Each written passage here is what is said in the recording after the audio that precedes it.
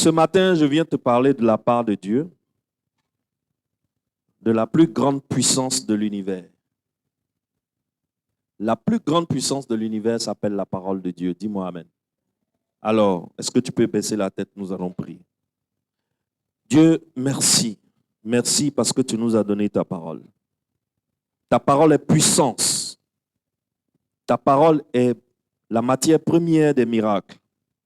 Ta parole est source de guérison. Ta parole est capable de combler tous les besoins qu'un homme peut avoir sur cette terre. Ta parole nous a apporté le salut à travers notre Seigneur Jésus-Christ. Notre Seigneur Jésus-Christ lui-même, il s'appelle la parole. Père, merci pour ta parole. Et ce que nous allons entendre ce matin, nous te prions de préparer nos cœurs à ce que ça fertilise nos vies et que ça transforme nos vies dans le nom de Jésus. Amen. Amen. Très bien. La parole de Dieu est la matière première des miracles. C'est-à-dire que tu veux des miracles dans ta vie. Si tu veux des miracles dans ta vie, la chose que tu dois attraper pour qu'il y ait des miracles dans ta vie, c'est la parole de Dieu. Ce n'est pas fétiche. Ce n'est pas fétiche. Ce n'est pas zamou. Je vois aujourd'hui beaucoup d'hommes qui font église, mais qui s'en vont toucher à des feux étrangers pour que chez lui à l'église, ça n'a qu'à être rempli. Ils s'en vont toucher à des feux étrangers pour que chez lui à l'église, les gens n'ont qu'à tomber. Bon, ça n'a pas de sens parce que la compréhension que moi j'ai de la parole de Dieu, mais si c'est pour remplir l'église, il y a une parole pour remplir l'église. Si c'est pour faire tomber les gens, il y a des paroles pour faire tomber les gens, n'est-ce pas? Je suis allé prêcher au Maroc. J'étais en ministère, louange et adoration, simple louange et adoration. Je n'ai même pas encore commencé à prêcher. Il a commencé à avoir des manifestations dans les salles. Les démons ont commencé à s'agiter. Comment on appelle ça? Les commandos, là, les huissiers. Ils ont essayé de les attraper, de les maîtriser. Il y a des gens qui commençaient à casser les chaises. Et je me suis juste approché. J'ai pris ma main. J'ai mis ma main au nom de Jésus. Les démons sont sortis, les démons sont partis. Est-ce que ça là, c'est compliqué? Est-ce que c'est compliqué? Ce n'est pas compliqué. Alors, la parole de Dieu est la matière première des miracles. Quand, sincèrement, le fondement de ta vie, c'est la parole de Dieu, ton histoire, c'est comme match des éléphants. Et il te dit, le match des éléphants, ça dit, ça commence difficilement. Vers le milieu, ça frise l'humiliation. Mais à la fin, c'est toi qui gagnes. Alléluia. Je te dis, mon frère, je te dis, si tu es dans le cas, tranquillise-toi. Je vais te donner aujourd'hui le secret pour qu'à la fin, ce soit toi toujours qui gagne. Dis-moi Amen. Il y a deux aspects dans la parole de Dieu. Les thèmes théologiques qu'on utilise, c'est le logos et le rhéma. Dis après moi, le logos et le rhéma. Ce n'est pas compliqué du tout. Tu vas comprendre tout de suite. Le logos, c'est la parole de Dieu qu'on proclame à tout le monde. Le logos, c'est la parole de Dieu que tout le monde peut lire dans la Bible. N'est-ce pas? Mais le rhéma, lui, c'est une vérité spécifique qui vient du logos, et qui est révélée à une personne comme la solution à son problème actuel. Ce n'est pas compliqué. Quand tu prends ta Bible, okay, donnez-moi une Bible. Qui a sa Bible? Donnez-moi une Bible. Voilà. Très bien. Voici Bible. Quand tu prends ta Bible, de Genèse à Apocalypse, tout ce qui est écrit dans ta Bible, de Genèse à Apocalypse, c'est la parole de Dieu. C'est ça qu'on appelle le logos. Dis après moi, le logos. Voilà. Tout le monde peut lire le logos. Tout le monde a accès au logos. Tu vas au marché, tu achètes ta Bible. Tu vas à la librairie, tu achètes ta Bible. Tu viens, tu t'assois, tu lis. Ce que tu lis là, on appelle ça le... Mais tu as une situation actuellement. Et tu viens à l'église. Et le pasteur prêche un message. Dans le message, le pasteur te donne un passage de la Bible. C'est même pas peut-être. Et ce passage de la Bible-là répond exactement au problème actuellement. Un problème, tu as une solution et tu ne gagnes pas la solution. Mais ce jour-là, le pasteur prêche et tu dis, mais c'est ce que je cherchais, c'est la solution que je cherchais là qui est là. Cette parole que tu reçois, elle est tirée du Logos. Le pasteur l'a tirée du Logos. Mais cette parole qui répond à ton problème là, c'est ça qu'on appelle un réma. Après moi, le réma. Le réma. Donc, quand on dit la parole de Dieu se présente sous deux aspects. Il y a le Logos, qui est la parole de Dieu générale, qui est de Genèse à Apocalypse. Et puis il y a le Réma, qui correspond à une situation bien précise. Et le Réma et le Logos sont les deux tranchants d'une épée. Vous savez que les épées ont deux tranchants, non? Voilà. C'est pour cela que la Bible appelle la parole de Dieu l'épée de la parole. Dis après moi, l'épée de la parole. Voilà. La parole de Dieu, c'est l'épée de la parole parce que elle a deux tranchants comme une épée et c'est une arme qu'on peut utiliser pour combattre une situation.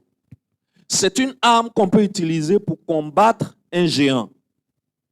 Jésus dit en Matthieu que l'homme ne vivra pas seulement de pain, mais de toute parole qui sort de la bouche de Dieu. Vous vous rappelez, non? Dans ce passage, le mot parole est traduit par le mot réma. Ça veut dire que dans la version grecque, parole là-bas, là, c'est réma. Ça veut dire que l'homme ne vivra pas seulement de pain, mais de tout réma qui sort de la bouche de Dieu. Alors, l'homme vivra de toute révélation qui sort de la bouche de Dieu. Donc, le réma, c'est une révélation. C'est une révélation. Alors, la foi vient de ce qu'on entend et ce qu'on entend vient du réma de Dieu. Donc, la foi ne vient pas seulement en lisant la Bible. Est-ce que quelqu'un commence à me comprendre? La foi ne vient pas simplement en lisant la Bible. La foi vient quand une vérité précise de la Bible qui répond à la situation que tu es en train de vivre actuellement t'est révélée. Et tu te rends compte qu'on a utilisé la Bible, il y a une parole de la Bible qui règle ton problème. C'est en ce moment que la foi d'un homme commence à grandir. C'est pour cela que vous venez à l'église chaque semaine, afin que dans la prédication du pasteur, un réma puisse être révélé à quelqu'un. Donc, l'objectif du pasteur n'est pas de vous faire avaler toute.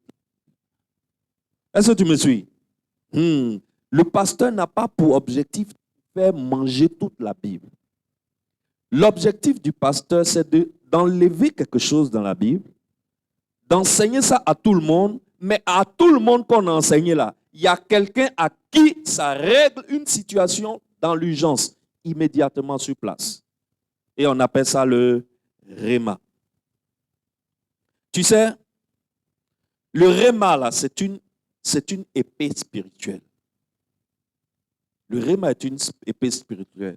Tu sais, si tu as une situation, ou bien si Satan commence à t'assiéger, tu peux prendre ta Bible et puis jeter ça sur Satan. Ça lui fait ni chaud, ni froid. Il connaît la Bible plus que toi. Satan connaît la Bible plus que toi.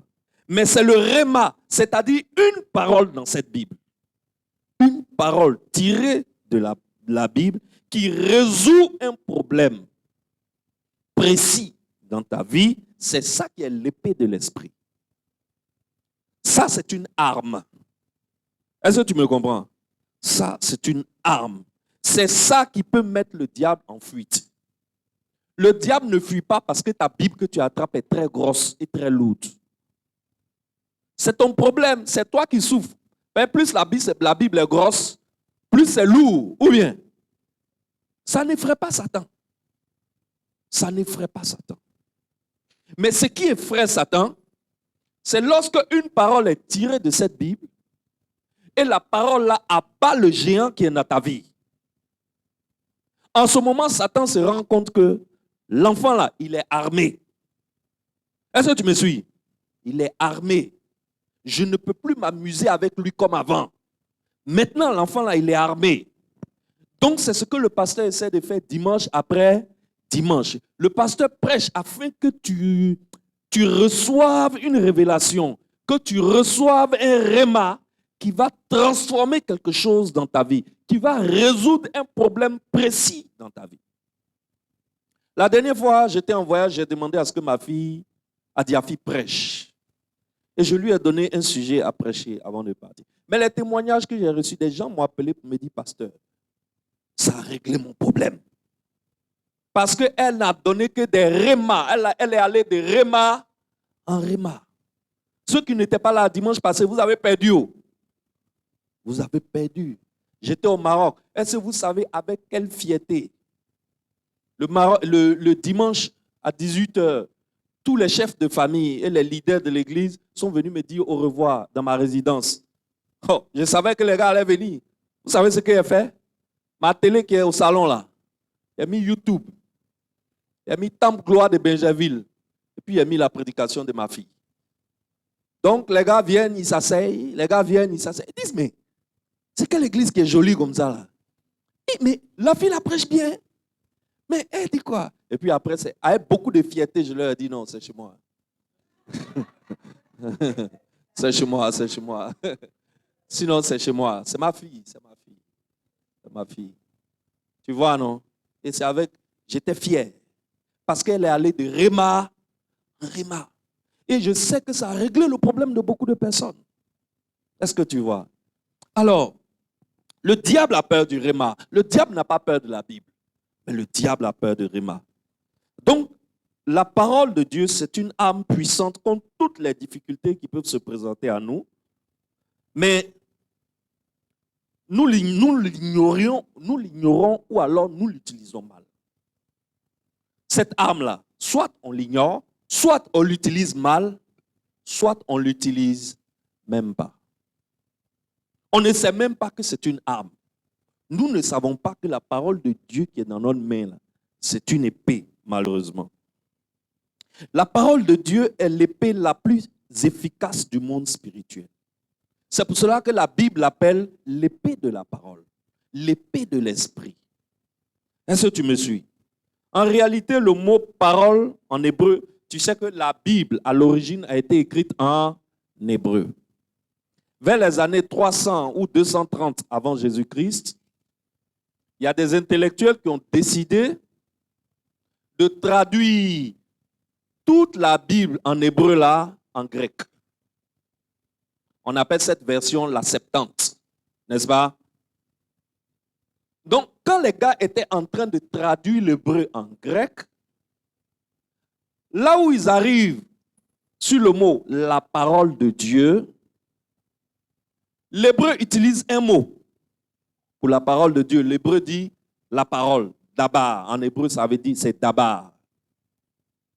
Mais lorsqu'on traduit dabar en grec, on ne peut plus traduire par un seul mot. On est obligé d'utiliser deux mots. Parce qu'en traduisant dabar en grec, il y a des endroits où on trouve logos et il y a des endroits où on trouve réma. Donc, un seul mot en hébreu, dabar, mais deux mots en grec, logos et réma. Et tu comprends maintenant pourquoi le grec utilise 2 mots au lieu de un mot. Tu comprends maintenant? Voilà. Parce que la parole de Dieu, prise en bloc, c'est quelque chose de général que tout le monde peut lire. Mais sans que ça ne rentre pour travailler. Quelqu'un peut prendre la Bible et puis il décide de lire 3 chapitres par jour. Au bout de 3 ans, il a fini de lire la Bible. Mais mon ami, il n'a rien compris. Il n'a rien compris. Mais le pasteur peut prendre un passage de la Bible que tu avais l'habitude de lire et puis il va faire une prédication avec ce passage-là et puis ça va guérir la maladie dont tu souffres. Ça peut être une maladie physique comme une maladie spirituelle. Ça, c'est le réma. Amen.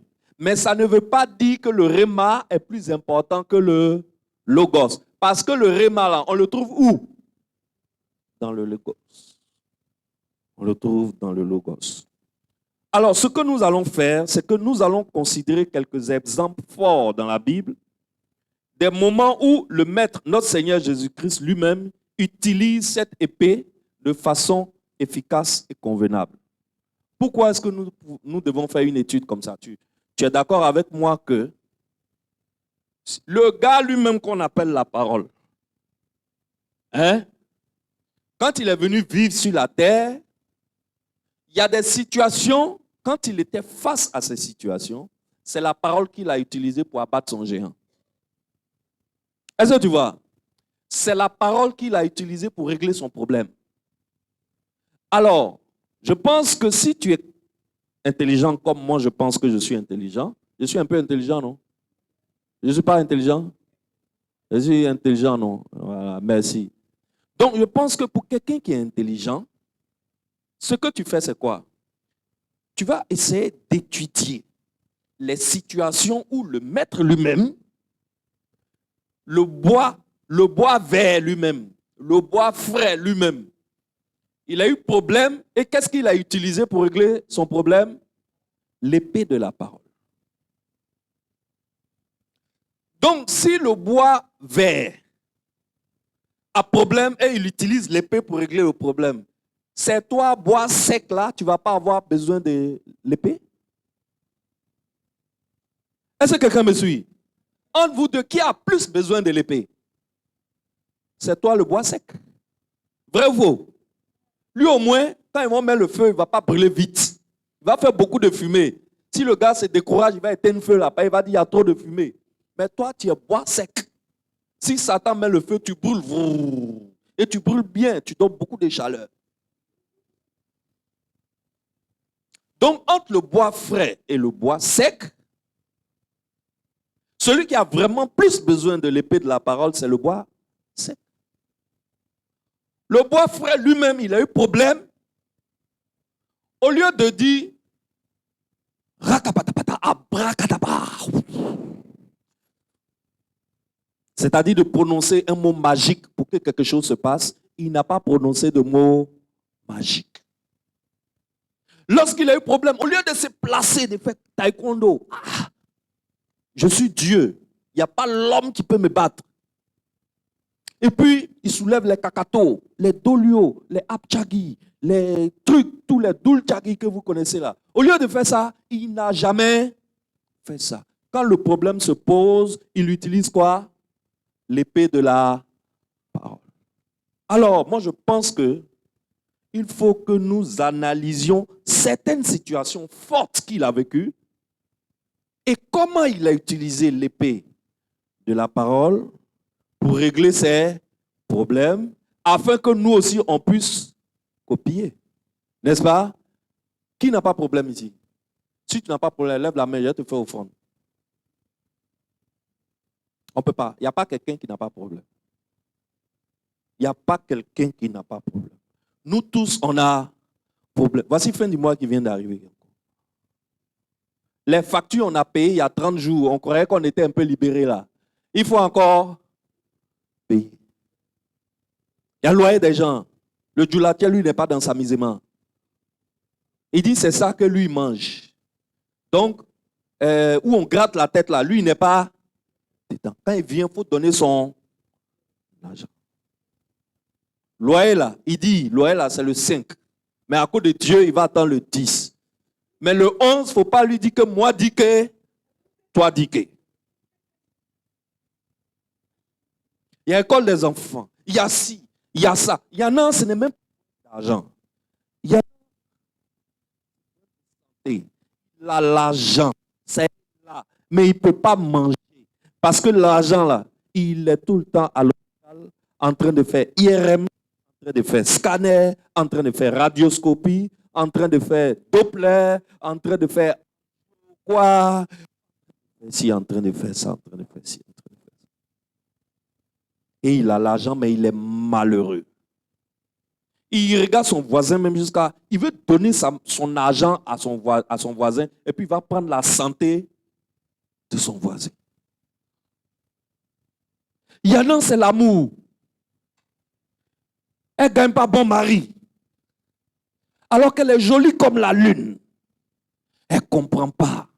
Elle a mal. Elle se sent seule. Quand petite pluie fait sur le toit, comme ça, elle dit... Si j'avais un mari, il allait me serrer dans les bras à l'air là. Et puis elle est seule dessus son lit, elle commence à pleurer. Elle est malheureuse. Garçon, il a tout l'argent du monde. Mais si c'est femme pour venir dormir là, pour partir, il n'y a pas de problème. Mais femme pour marier, il ne gagne pas. Il a tout ce qu'il cherche. Il a diplôme, il a maison, il a voiture, il a compte en banque, il a les vrais costumes croisés. Mais pour avoir une femme qui va l'aimer, sans considérer sa fortune, qui va l'aimer pour ce qu'il est et non pour ce qu'il a, c'est impossible. Tout le monde a problème. Il y a des gens qui sont endettés. Tu le vois, il marche, il ne s'appartient pas. Même un de ses cheveux n'est pas. Je te dis, seul de ses poils ne lui appartient pas. Tellement il est endetté. La voiture qui roule et puis il s'arrête à côté de toi et puis il dit, pss, pss, maman, approche. Et puis il fait descendre vite, mion, là. Tanti, si on te montre au fond de ça, tu vas prendre tes jambes à ton cou. Tu vas prendre tes jambes à ton cou. Il y a des femmes dans le foyer, on ne les marie jamais. On ne les marie pas. Elle ne comprend pas. Mais son âge est en train d'avancer, son cœur bat. Elle est malheureuse.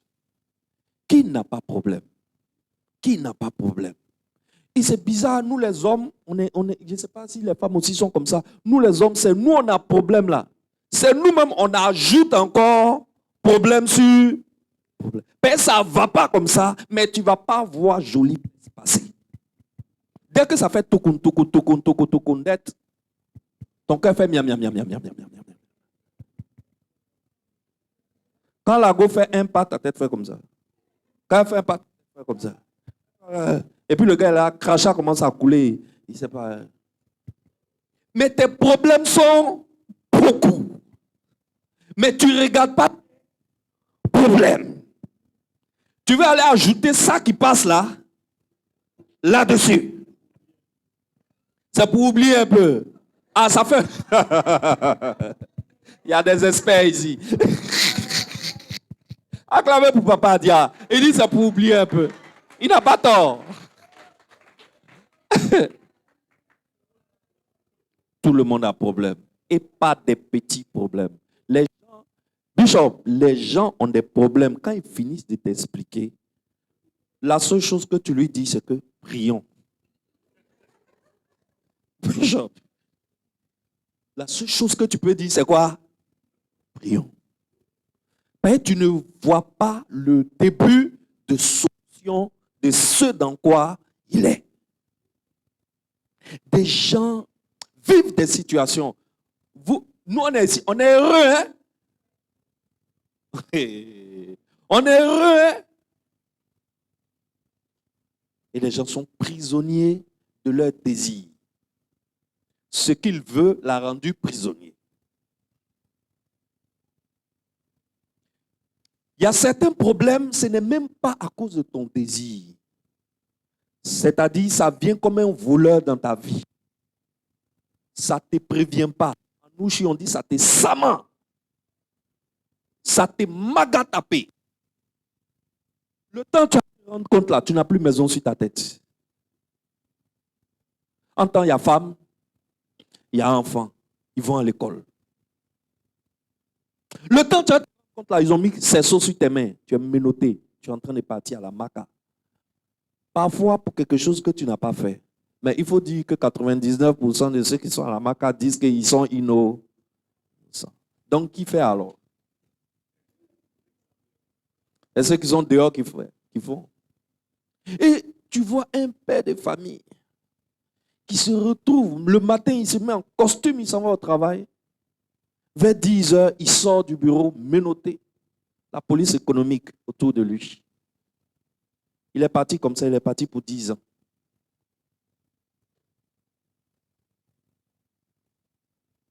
Et c'est nous comme ça là, on a besoin de cette épée là.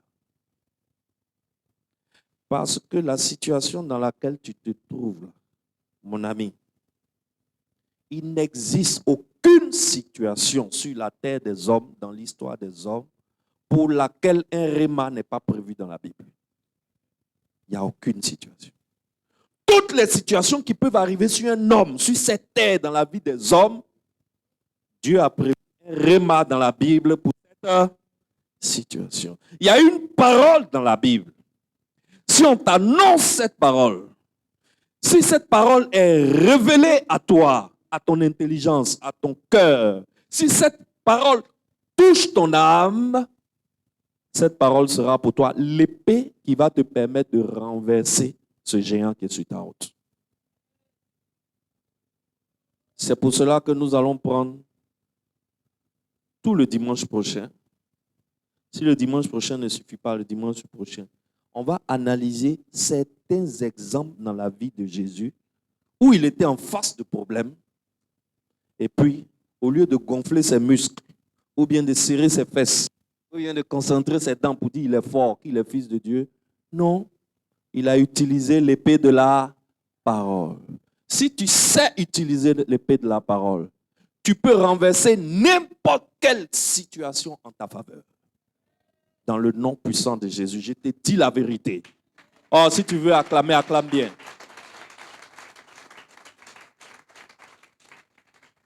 Il n'y a pas une situation qui peut arriver à un homme sur cette terre dont il n'y a pas un réma prévu dans la parole de Dieu. Il n'y a pas. Et quand le réma t'est révélé, tu commences à sourire. Pourquoi tu souris? Tu as déjà la solution. Ce que tu cherches, tu n'as pas encore vu. Mais cette parole que tu as entendue là, tu es convaincu à l'intérieur de toi que toi, ton problème là, aujourd'hui, c'est terminé. Ce géant, tu es capable de l'abattre désormais. Alors, nous allons nous arrêter là parce qu'il est l'heure. La semaine prochaine, on va faire 2 exemples la semaine prochaine. Je vais vous montrer 2 exemples. Vous allez aimer, Bishop. Vous allez aimer. Vous allez aimer. Je vous dis la vérité. Pendant que moi-même, je préparais le message, non. Je prépare le message, puis je ris. Parce que je suis dans la joie. Je suis content. Je prépare le message. Quand la parole vient dans ma tête, j'écris, ça vient, j'écris. Ça vient. Je dis, Seigneur, tu es en train de me parler à moi-même d'abord, avant de parler à mon peuple. Et ça m'a donné une nouvelle assurance dans la vie. Où je suis là. Où je suis là. Mon frère, c'est le diable qui a se fatigué. C'est le diable qui a se fatigué. Amen. Que Dieu vous bénisse. Rendez-vous dimanche prochain. Ne loupe pas le culte du dimanche prochain. Et en venant, viens avec au moins un ami. Ne viens pas seul.